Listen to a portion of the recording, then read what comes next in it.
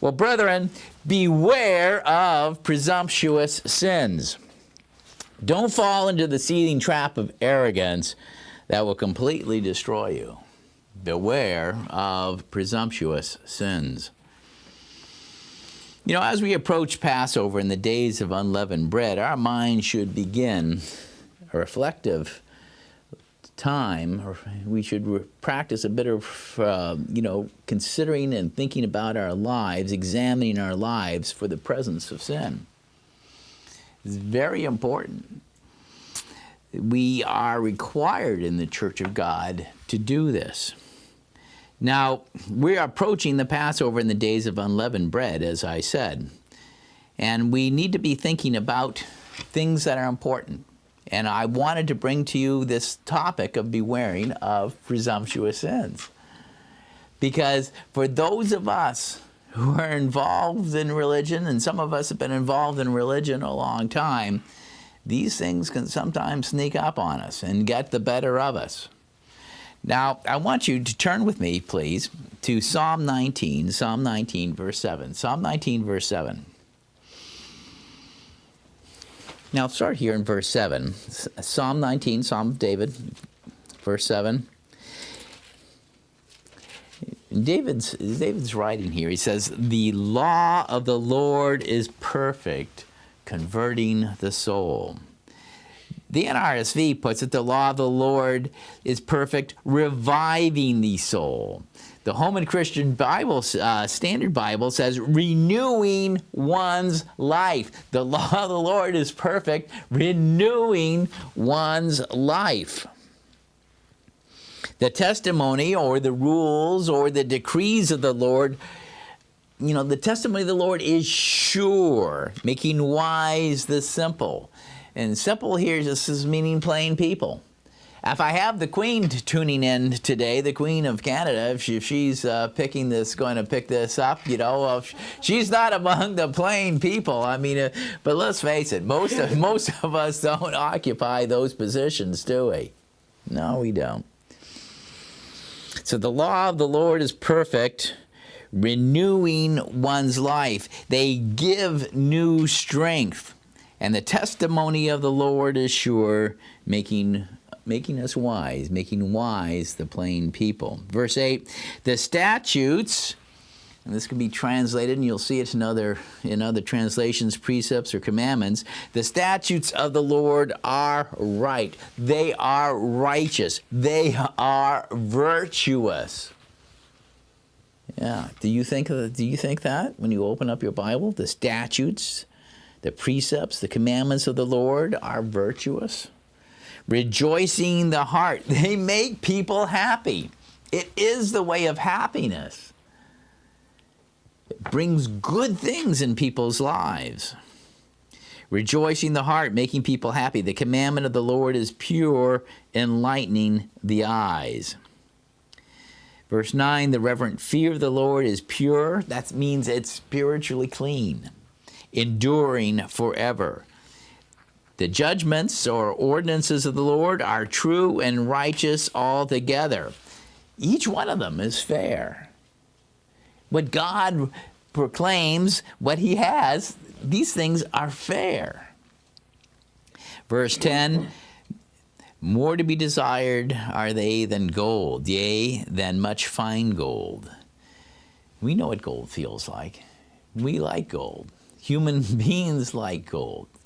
Gold is a valuable commodity, and it's sweeter also than honey and the honeycomb. So God is comparing his law, his precepts, his teachings to these things that it's like gold. It's better than gold. It should be more desirable for you than gold, and it's sweeter. It's good to your life than honey. Yeah, I'm thinking of the honeybees. I was just very happy to see them out there on pollinating my blossoms, thinking, of course, they'll make for their beekeeper. They'll, some very nice honey.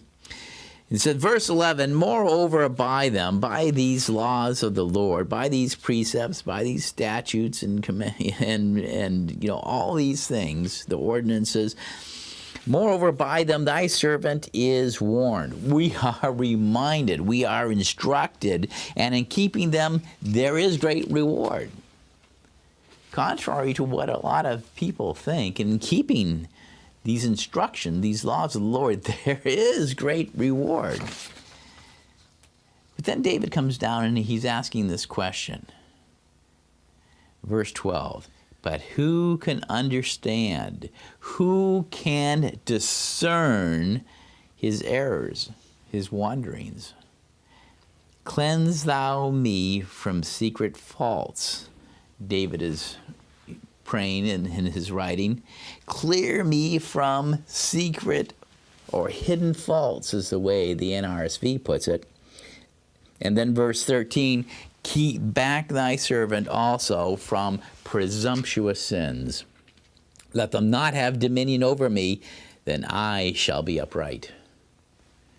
He's asking specifically here to keep him back from presumptuous sins. He's praying God, he's asking, because it's not easy on one's own self, on one's own power, on one's own strength. That's the problem with presumptuous sins. Keep back thy servant from presumptuous sins. The New Living Translation renders this verse 13 here in Psalm 19. It says, keep your servant from deliberate sins. Don't let them control me. Then I will be free of guilt and innocent of great sin. The translators of the New Living Translation made a very good observation. Sin does control you. A lot of people think, oh, sin is just fun. Sin just is pleasure. God doesn't want me to have fun. God doesn't have me have a little pleasure or whatever it is. No, the sin controls you. You become a slave to the sin. The Holman Christian Bible, Standard Bible, puts verse 13 this way. It says, moreover, keep your servant from willful sins. Do not let them rule over me, then I will be innocent and cleansed from blatant rebellion. David ends this portion of the psalm in verse 14 and said, let the words of my mouth and the meditation of my heart be acceptable in thy sight, O Lord, my strength, my rock, and my redeemer. And David would meditate. And he would think about this. And it is the time of year, because we're less than a month away from Passover and unleavened bread, when we should be thinking about this. Are you aware of your presumptuous sins? Are you? Something that we need to think about and we need to reflect on. The dictionary defines presumptuous as overstepping one's due bounds or taking liberties. That's according to Merriam-Webster's 10th collegiate edition of their dictionary. Presumptuous, overstepping due bounds, taking liberties. The Hebrew word for presumptuous in Psalm 19:13 is zed. It's Strong's 2086 if you want to look it up. And it comes from the original Hebrew word zaid, which is Strong's 2102, whose three-letter shorish or root are the letters zayin, yud, and dalet, or ZYD. In Hebrew, when you're looking at Hebrew words, all of your words generally are built on what they call shorish, these three letters. This base root word carries a literal meaning to seethe, which is why, which is why I asked them there, see, don't fall into the seething trap of arrogance. It's a presumptuous, a seething trap of arrogance. Don't fall into it. Figuratively, it also, that's what, to seethe. You just imagine a pot of something that's seething. That's presumptuousness. It's seething. It's to be insolent, to be proud, to deal proudly, to presume. Presumptuousness, the dictionary will say. Other associated Hebrew word built on this root is zadun, because it's using, again, the three letters, and so you have all sorts of cognate, similar words taking from this concept, which means arrogance, presumptuously, pride, proud. The prevailing thought of these Hebrew words is that pride, and the reference is particularly to sins. See, the idea is it's a reference to sins which proceed from self-confidence, from reliance on one's own resources, strength, or intellectual reasoning. Now you can see why I'm talking about this at this point in time. What is the zeitgeist, using a little German word, what is the spirit of our times, the animating spirit of our times right now, if it isn't presumptuousness? It is. We think we can do our own thing.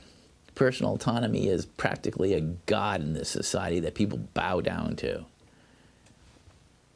It is. It really is. So the prevailing thought of the Hebrew word for presumptuousness is that pride, is talking about those things in pride in which cause sin, which proceed from a person's own self-confidence, because they think they can rely on, their own strength, their own intellectual abilities. It's a sin of presumptuousness. Let's take a look at some of the scriptures in which this word zadun particularly is used, presumptuousness. Let's go, let's go to Deuteronomy chapter 16. Deuteronomy chapter 16. If you'd open your scriptures with me, turn in your Hebrew Bibles, Deuteronomy chapter 16. Now, this whole chapter recounts the annual Sabbaths, the holy days, and that God wanted the whole nation to keep. It was a rehearsal. It was a reminder just before they went in to take over their promised land, their piece of real estate that was promised to them. After spending all those years, in the wilderness, wandering around, here and there and doing all these things, they were finally getting the chance to come into the land that had been promised them, which, of course, they didn't originally because they wouldn't obey. They wouldn't do what God said to, ask them to do, and so they ended up wandering in the wilderness for all those years. So at this point in time, God is reminding them of some important lessons. That's what the book of Deuteronomy is all about. Important lessons just before they take over their promised land. Now, verses 1 to 8 give instructions here in Deuteronomy 16 for the spring feast. You have in this year particularly, we have just so because these things are coming up fast, we have the New Covenant Passover, or the Lord's Supper, beginning on Abib 14, which is going to start Thursday, April 2nd this year at sundown. Then what we have called in the churches of God the night to be much observed begins Friday night, April 3rd at evening. And that also, of course, that the beginning of that Friday evening begins a weekly Sabbath. But it turns out it's a double Sabbath, because it's also the first holy day, the first day of unleavened bread on April 4th, and the last day of unleavened bread is, which is also an assembly, will be on air and broadcasting, will be on, is from sundown April 9th to April 10th. Now, I want you to know here, and take a look in Deuteronomy 16, chapter 16. Let's look at verse 16. 16:16. Deuteronomy 16:16. Let's take a look. It says, 3 times a year all your males shall appear before the Lord your God at the place that he will choose, at the festival of unleavened bread, at the feast of weeks, and at the festival of booths, and they shall not appear before the Lord empty, or many places empty-handed. Okay, it's not just your stomach is empty. That's not the point. It's not to appear. You're going to give an offering. You're coming before the Lord to worship, and part of the worship is offerings. Now, these festivals that were being reiterated to the children of Israel before they went to their promised land in Deuteronomy 16:16, these festivals were to be set for the whole nation. Where would they be kept? What does it say here in the verse? It says, at the place he will choose. So how would the people know where this was to be? Could your rank and file, your average person, okay, your plain person, determine this by himself or herself? The place of assembly is explicitly undefined. It is TBA, to be announced. By whom? This is very interesting. Let's go back here. Let's turn here for a second here, and let's go to Exodus chapter 20. Exodus chapter 20. The giving of the Ten Commandments, which was, of course, an awesome experience. Something that was designed to stick in the minds of people, those who experience this, and even for those who just read about it.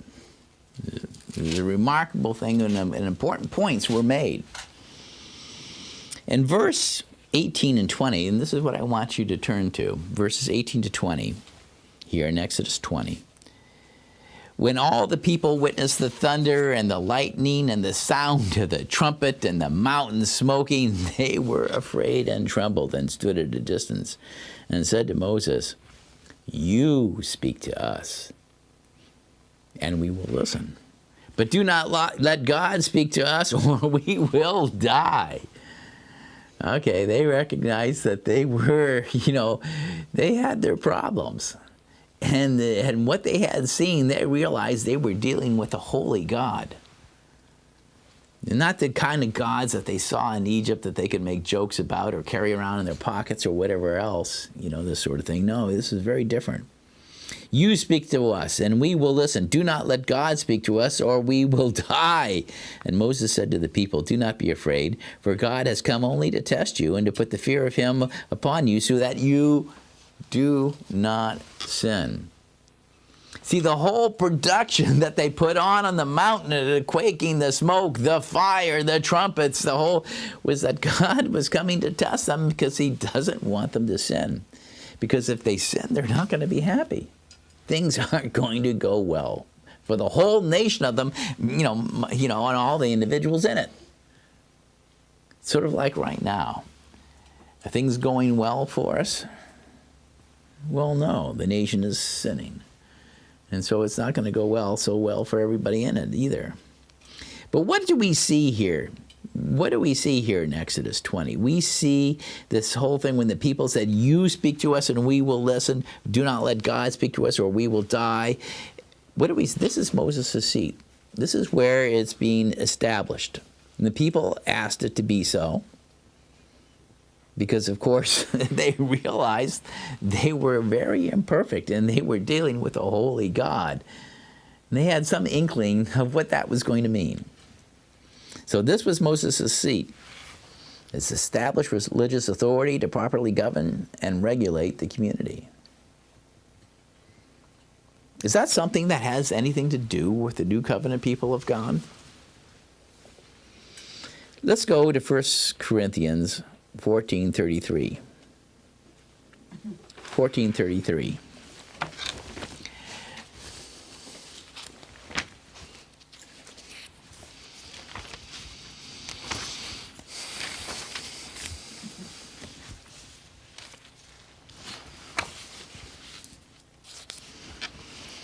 First Corinthians 14:33. For he, who is the source of the prophesying that, that is referred to here, is not a God of confusion and disorder, but of peace and order, as is the practice in all the churches of the saints, God's people. You see, God isn't interested in his people, among his people, to have confusion and disorder. There needs to be order, and there needs to be things to be done in the right way. He doesn't want confusion. He really doesn't. So when it comes down to this point, and Jesus made very clearly the point when he was talking about, the whole thing he's saying in Matthew chapter 23 and verse 2. See, this whole concept of Moses' seat is something that Jesus recognized. That's why I'm bringing it up. Let's go to Matthew chapter 23 and verse 2. Well, actually, we'll start here in verse 1 in the Gospels. Matthew 23 and verse 1.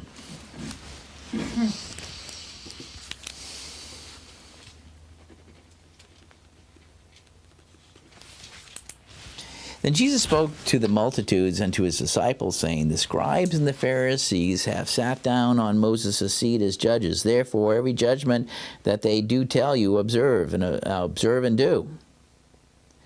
But don't do according to the works, for they say and they do not. See, they were hypocrites. That was the problem.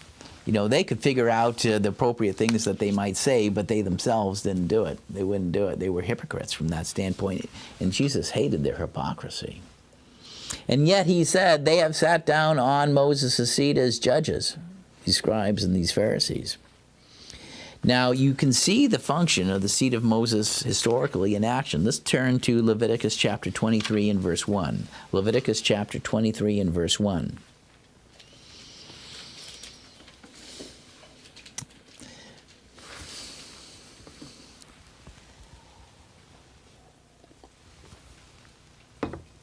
And the Lord spoke to Moses, saying, Speak to the people of Israel and say to them. So God is speaking to Moses. You have to know, God knew Moses face to face. We talked about Moses. See, he was a fellow who had a very close working relationship, personal relationship with our God, with Yahweh, with a YHVH, the one who Jesus says that, before, Abraham was, I am, he was referring directly that he was this person, his pre-incarnate state. And the Lord said to Moses, saying, Speak to the people of Israel and say to them, These are the appointed festivals of the Lord that you shall proclaim, that you shall cause to be publicly heard as holy convocations, a calling together, a calling to assemble, my appointed festivals. Now, the point of Leviticus 23 and verse 1 is, as clearly it was a responsibility of the covenantal community's leaders. They announced the location and timing of the community's convocations and the worship of the Lord on his appointed festivals. Everyone was to come together. So returning to Deuteronomy 16, and let's go flip back here in Deuteronomy 16, after the festivals are listed, the scriptures in this chapter next address in the latter part of the chapter, the administration of justice in verses 18 to 20. And then there follows a listing of a variety of specific ordinances. Then we come to chapter 17, flowing through in the text, and in verse 8. And let's take a look at 17:8 here of Deuteronomy 17:8.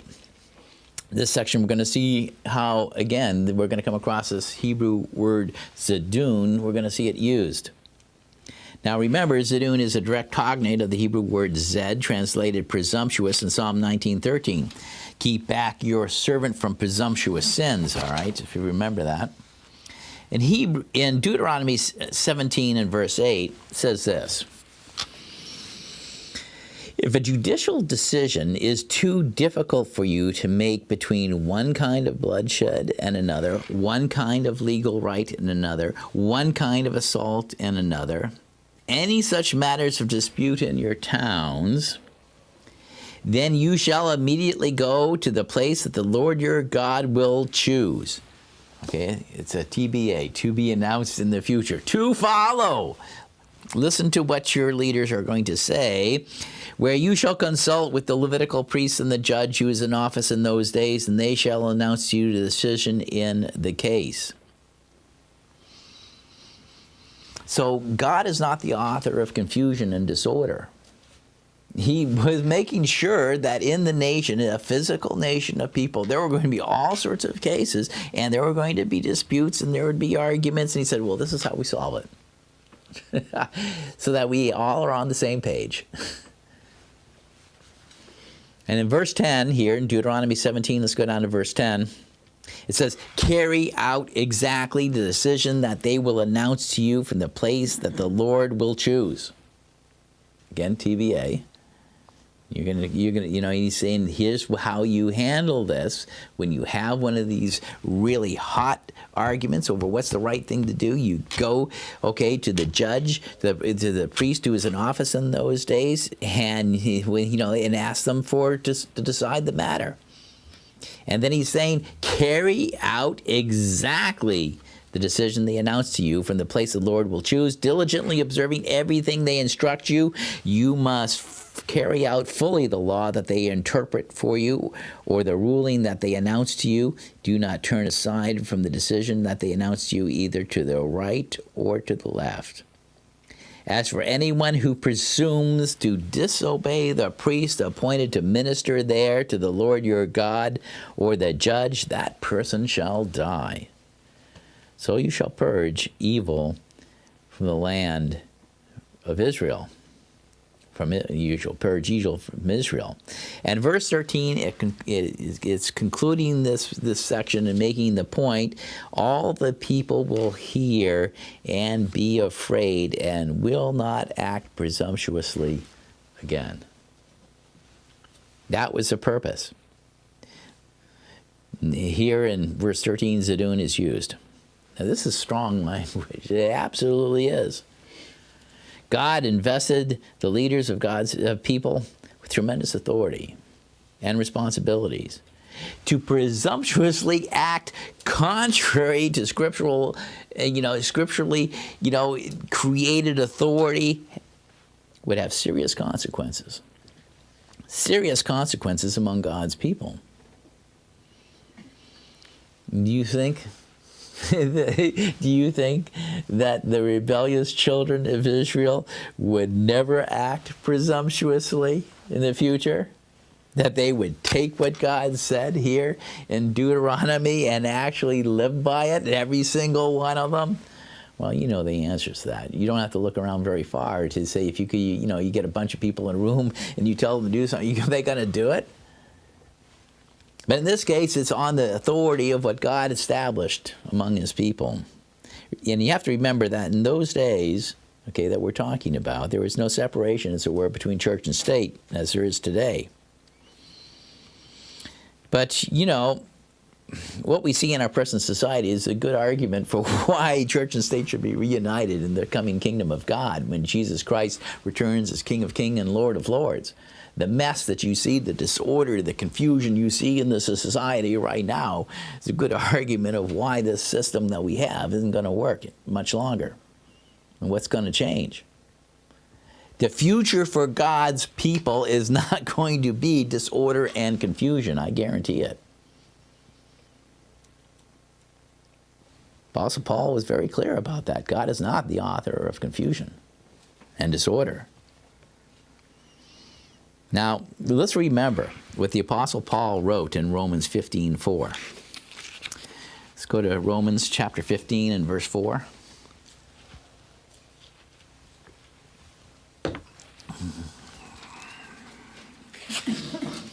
Paul said this in writing to the brethren in the capital city of the great pagan empire of Rome. Romans 15:4, for whatsoever things were written aforetime, Paul is reminding them, written aforetime. He's referring to the scriptures, the Hebrew scriptures. The scriptures we have been reading are among those. So whatsoever was written aforetime were written for our learning, that we, through patience and comfort of the scriptures, might have hope. It's King James Version there. That's a very clear point and something we need to remember. There are a lot of people in mainstream Christianity who don't understand this. They really don't. But we should, among the people of God, who are sola scriptura, we are scripturalists. We depend on the words that are in this book as our guide. We're not out there freelancing. We're really not. We're not freelancing through life. We have a guide. We have direction. We should take advantage of these things. Now, if you look here, and some of these I'm just going to cite quickly because we don't have time. I will run out of time before I could get through all these if we were going to read them all. But I'm going to cite a few, and we'll just take a look at it. In Numbers 16, those you have notes, this relates the story of Korah's rebellion, which is about those who presumptuously challenged Moses and Aaron's prerogatives to lead. This whole story that we have in number 16 is about three fellows primarily, Korah, Dathan, and Abiram, who overstepped due bounds and took liberties they should not have and died because of their presumptuous sins. That's the issue.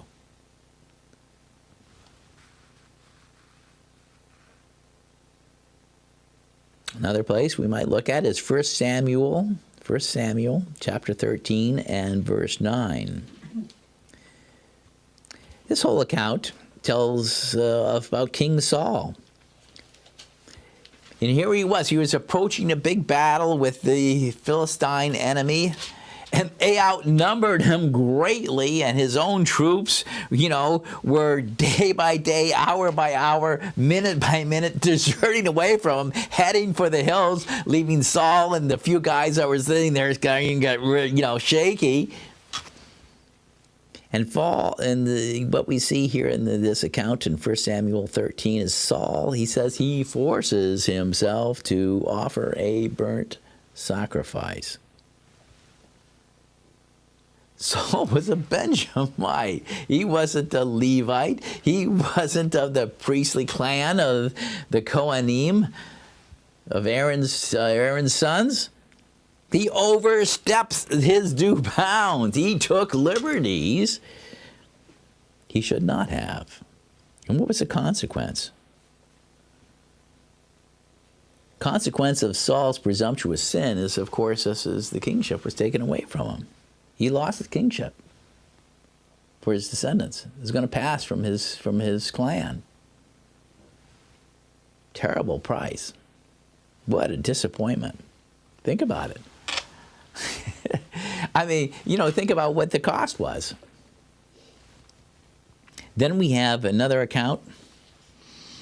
Let's go to, if you want, make a note of this. You can read it later. Anyway, 2 Chronicles 26 and verses 16 to 20 tells the story of one of the king of Judah's, King Uzzah's. And he was a guy who, there was a lot decent about him, but then his pride got the better of him. His pride seethed up. It seethed up in his life, and he overstepped his bounds and took liberties with the prerogatives of the nation's religious leadership, because he went into the temple and decided he's going to burn his own incense, which is not lawful for someone of David's descendants. He repeated some of Korah's tactics of stepping out of bounds, challenging the authority and responsibility which God had entrusted to others. God did not give the king that responsibility. He divided the responsibilities of kingship, civil rulership, if you would, and religious leadership very clearly. And he entrusted them to the house of Aaron. Kingship went to the house of David, and that went to the king wanted to take over some of the prerogatives of Aaron's family. Well, when you read through this, you'll see that he paid a high price for his presumptuous sin. He was struck with leprosy, which was a living death. You become we talk about being a social leper. He was a literal leper, and he had to go and live in a separate place. His son had to take over running the day-to-day government and all this sort of stuff, until he died. Body falling apart, drop off a finger, whatever. It's gross, smelled, and all this other stuff. It's ugly, it's nasty, because of a presumptuous sin. Then we can go to 1 Chronicles chapter 13 and verse 9. 1 Chronicles chapter 13 and verse 9 recounts the story of a man named Uzzah. No related to Uzziah. This is Uzzah. And then it's a long time before, hundreds of years before, who put out his hand to steady the Ark of the Covenant when, the story was, of course, the Ark of the Covenant had been taken in a war, by the Philistines. And the Philistines thought of it as a war trophy, and they would run. But you see, God is not like their God. It's not like the idols of ancient Philistia. Okay, it wasn't like, and so he smote him. You read it, it's actually kind of funny. He gave him hemorrhoids, he did this, he did that. They couldn't sit down. Yeah, they were in major pain, these people. They finally said, they figured that it was, they figured out by process of elimination, that it was the God of Israel, this Ark of the Covenant thing, which was making their life miserable. So they said, let's send it back to Israel. And they made themselves, they asked their soothsayers, and the soothsayers came up with this idea, and they said, okay, we'll make a new cart of wood that's never been used, and oxen that haven't been broken in, and all this stuff, and we'll put the ark on it, and send it out of here, and and they, of course, they were more than superstitious. They were also, very, very astute people who were running, the lords of the Philistines. And in this Ark of Covenant, by the way, was covered with all this gold, and they just wanted to see if it really was God. And they said, well, we'll follow it, just to see if the oxen just go off in no place, we don't want to let go of it. It's a nice trophy if it's just, in coincidence, just a coincidence we're having all these problems. But of course, it just, God guides those oxen, and they make a beeline to the nearest Israelite village. Okay. And the lords of the Philistines knew it was God's hand. Now, however, there is a problem. Years pass, David's in power, and he's thinking to himself, hey, look, the Ark of the Covenant, which was lost previously to the Philistines, is there. We should bring it up. It should be in the tabernacle. It should be part of our worship. And I'm king, and we're going to put everything right. We're going to restore everything. So let's go, everybody. Go down and bring up the Ark of the Covenant, and they are going to do this. And he calls everybody, and they're dancing. There's music and all this sort of stuff. And all of a sudden, the oxen, it says, they stumbled, pulling the cart. And the man named Uzzah put out his hand to steady the ark, which must have been swaying in this ox cart, and he touched the Ark of the Covenant, which symbolized where God would sit on the mercy seat to appear before his people. He touched what was holy. He stepped out of bounds. He took liberties that were not allowed him, and he died instantly. God killed him instantly. Now let's go here. Why did God do that? This fellow, it was perfectly, he didn't have any minds of any disrespect or these other things, but he did something which was out of bounds. Let's go to Numbers. Let's just turn here to Numbers chapter 4. I want you to see something. Uzzah acted presumptuously. Numbers chapter 4. And whether he realized it or not, God knew it. And he had said it, so he should have known it. Okay, it was there. The instruction was there. And if he didn't know it, ignorance was not going to be his defense. We see here in Numbers chapter 4 and verse 15. And when Aaron and his sons have made an end of covering the sanctuary, say they're setting up the tabernacle, okay? They're setting up the tabernacle with the Ark of the Covenant and everything else. This is this period of time. And all the vessels of the sanctuary, when the camp is to set forward, because the tabernacle was a movable tent. It was a movable sanctuary. You could pack it up and move it.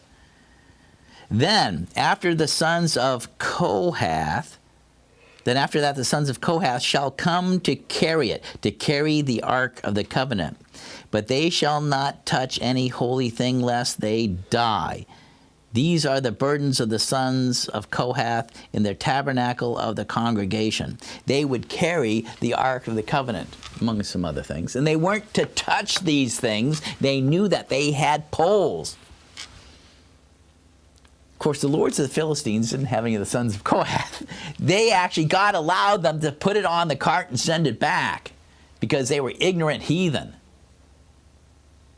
But among the children of Israel, the responsibility to carry the Ark of the Covenant was specifically given to that family of Kohath. And it was presumptuous for anyone else who stepped over bounds, who took liberties with what God says was this other family's responsibility to do. This is hard for us in the 21st century to even remotely understand when it comes to religion. Because we want to think we can do whatever we want. We really do. Personal autonomy, do your own thing. This is a zeitgeist of our time. It's not, however, the spirit and the holiness that we find that comes from the God of the Bible. You know, if we go back here, and you can turn with me. Let's go to Leviticus 10 and verse 1. I want to go back here to the example that I mentioned already about Nadab and Abihu. Leviticus chapter 10 and verse 1. Leviticus chapter 10 and verse 1.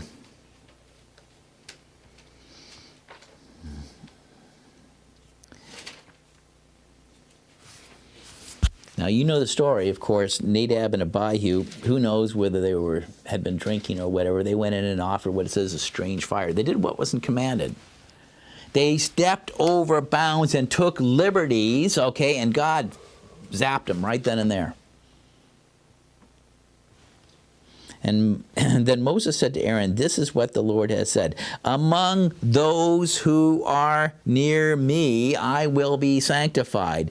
And before all the people, I will be glorified." And Aaron held his peace. Before those who are near me, I will be sanctified. Are you near God? Are you? Do you think you are near God? If so, God is going to require that he is sanctified in your eyes and glorified. We must be very careful. And when we approach God, yes, we can come before his throne.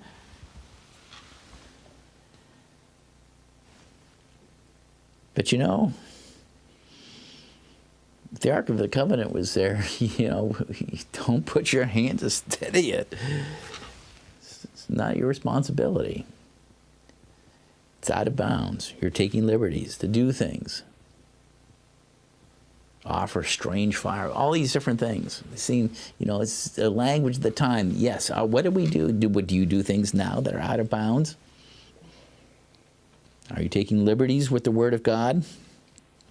This example here in Leviticus 10 of Nadab and Abihu, and with God saying, those who are near me, I will be sanctified. He's going to insist on it. And brethren, in the new covenant, believe me, we're going to be near God and we must sanctify him. It's essential. We have to have that mind in our attitude and all of our approaches to God and the holy things of God. The editors of the Amplified Version, when they translated this particular account, they were so moved, by this that they wrote actually one of their longest footnotes in their translation on this. It was, it got them because they thought, boy, is this pertinent to our modern era? They said this, okay.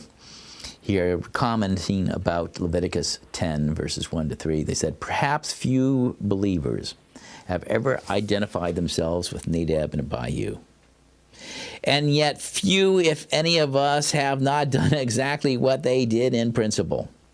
Their sin, which God took so seriously and which proved fatal to them, was not a mere matter of failing to obey the letter of God's law for priests. Their inexcusable folly was in trying to please the Lord their way.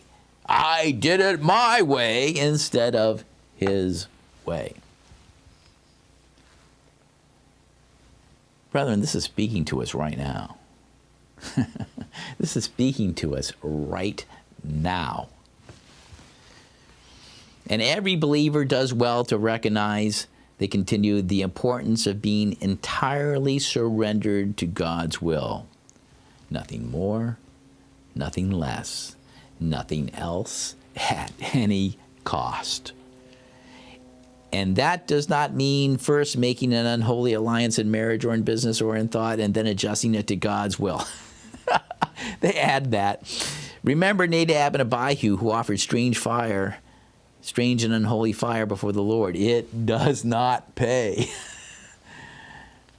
It's a remarkable comment, and it struck them that hard. They saw this and they said, wow, this is a major problem of our time. Presumptuous sin is a major problem. Trying to please the Lord their way instead of his way. Oh yeah. Our major problem of our time. Really does. Let's go to Deuteronomy 18. Deuteronomy 18. God wanted to make sure his people got the message. Remember, that's what's written here is for us.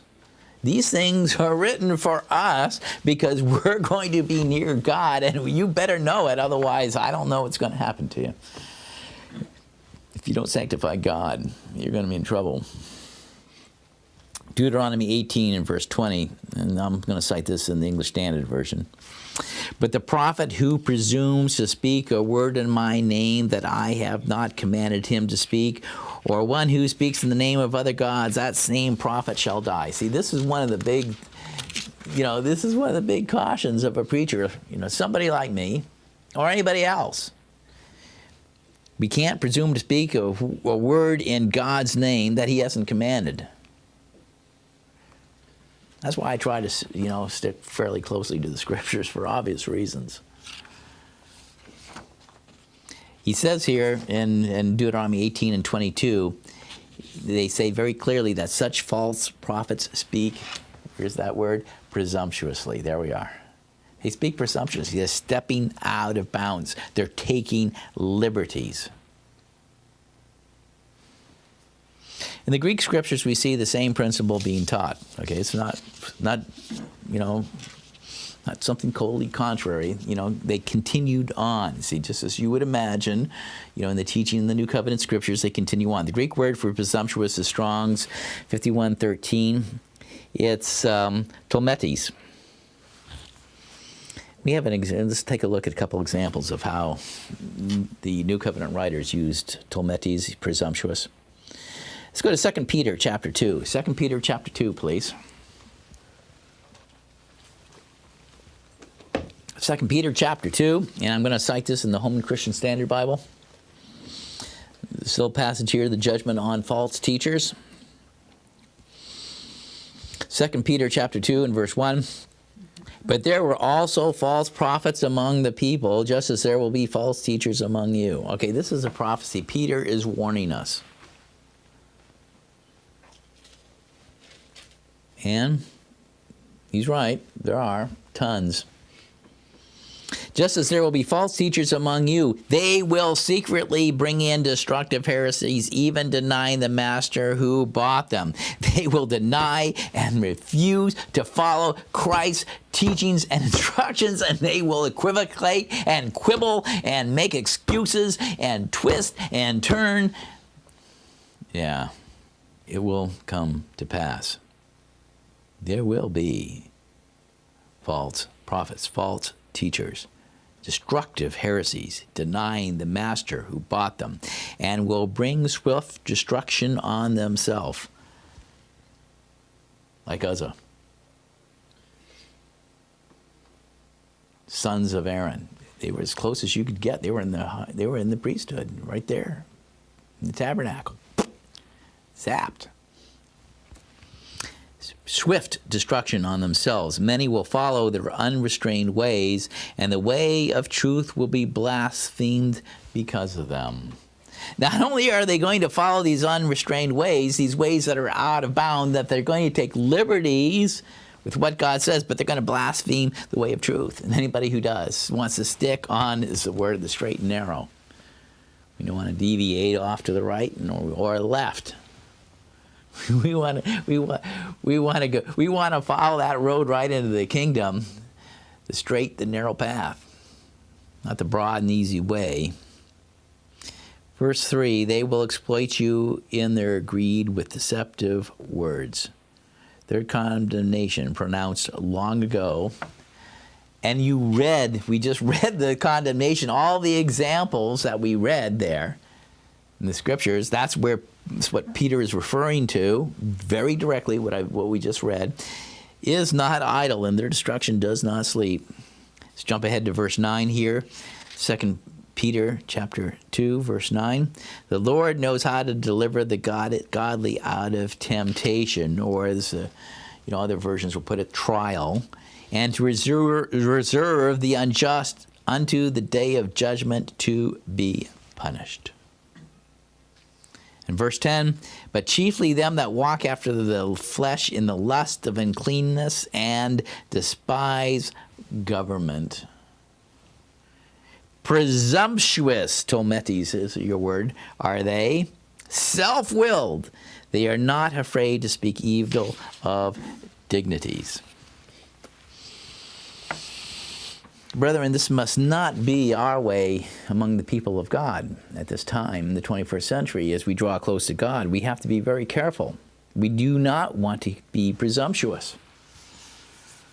And as we approach the Passover, when we renew our covenant with God and we come to the days of unleavened bread and putting sin out of life, we need to reflect on this.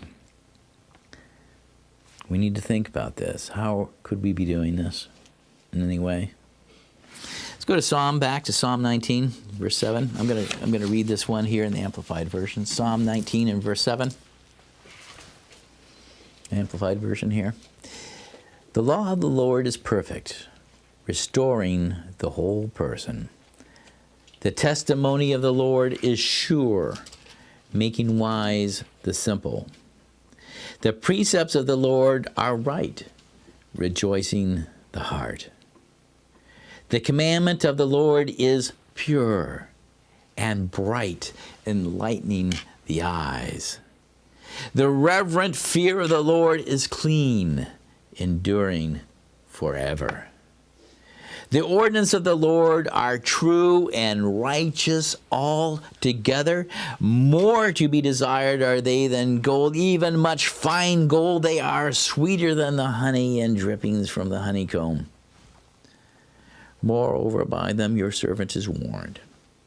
Your servant is reminded, illuminated, and instructed. And in keeping them, there is a great reward. Who can discern his lapses and errors? Cleanse me from hidden and unconscious faults. Verse 13, keep back your servant from presumptuous sins. Let them not have dominion over me. Then I shall be blameless, and I shall be innocent, and clear of great transgression. Let the words of my mouth and the meditation of my heart be acceptable in your sight, O Lord, my firm, impenetrable rock and my Redeemer.